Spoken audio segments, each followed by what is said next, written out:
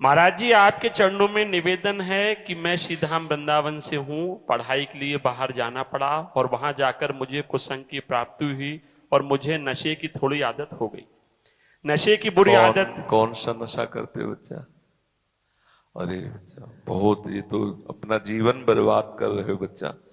सावधान हो जाओ, नहीं किसी काम के। चरस गांजा इस अवस्था में बच्चा, ये अवस्था उन्नति के लिए होती है कि नाश के लिए होती है? अब यही तो आज की भौतिकवादिकता जो है ना, वो कहते साधु महात्मा, कुछ ऐसे चरित्र भी हो गए कि लोग साधु महात्माओं की तरफ देखते ही गाली देते हैं, अरे बाबा जी मतलब। लेकिन आपको बच्चा सच्ची बात बता दें, अगर जीवन में कोई तेज और प्रकाश और आनंद की अनुभूति होगी तो अध्यात्म बल से होगी। भौतिकता मानते हैं तुम्हारे चित्त को आकृष्ट कर सकती है, लेकिन नष्ट करने के लिए। जैसे हर वस्तु में दोष और गुण होते हैं, कोई ऐसी वस्तु नहीं है। जैसे एक व्यक्ति है, वो 90 दोष से युक्त है, तो उसमें 10 गुण भी होंगे।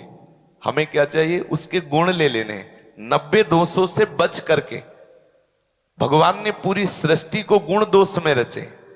तो बच्चा, आज क्या हम इतना भौतिकता में बहते चले जा रहे हैं कि हम अपने आध्यात्मिकता को, पवित्रता को, शास्त्र संयम को खोते चले जा रहे हैं। आप बच्चा कभी दर्पण में अपना चेहरा देखो, आपका चेहरा आपको डांटेगा कि आपने मुझे नष्ट कर दिया। आप देखो, आपके चेहरे में ऐसा लग रहा है जिस कोई तेज नहीं, एक उदासी, एक खिन्नता। आप अपने को आनंदित समझते हो? यदि आप व्यसन न करो, थोड़ा सा व्यायाम, प्राणायाम, संयम, नियम से, ब्रह्मचर्य से, जब ब्याह हो तो शास्त्र सिद्धांत से, पत्नी का संग करके गृहस्थी आश्रम, तो आप देखो चमकते रहोगे जीवन भर, जीवन भर चमकते रहोगे।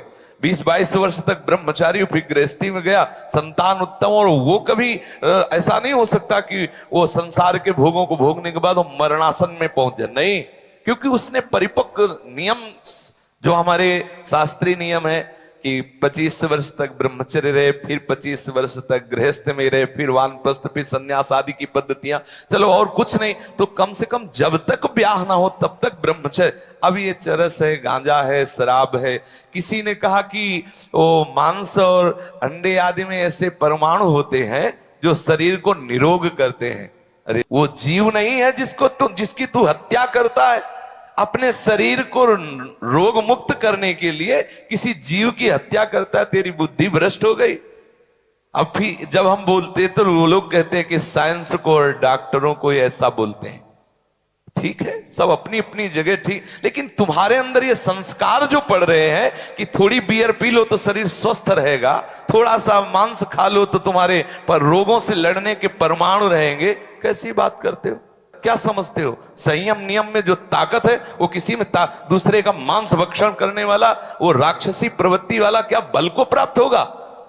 जो अध्यात्म बल से युक्त है वही बलवान है।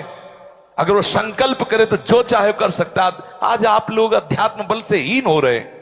जरूरी थोड़ी कि आपका शरीर भैंसे जैसा मोटा है तो आप बलवान हो, अध्यात्म शक्ति के बलवान हो। न संयम रह गया, न नियम रह गया। इन जहर को खा करके आप प्रमत्त होना चाहते हो, बलवान बनना चाहते हो। धिक्कार है बुद्धि को। अब क्या करें? मतलब ऐसे कुछ लीला चरित्र हैं कि संत महात्माओं की बातों पर विश्वास नहीं किया जाता और छूटते ही गाली दी जाती है उनको। भाई संसार है, हर प्रकार का संसार है। आप इतने दिन देख लिए संसारिक कृत्य करके, अब थोड़ा अध्यात्म को भी स्वीकार करके देखिए।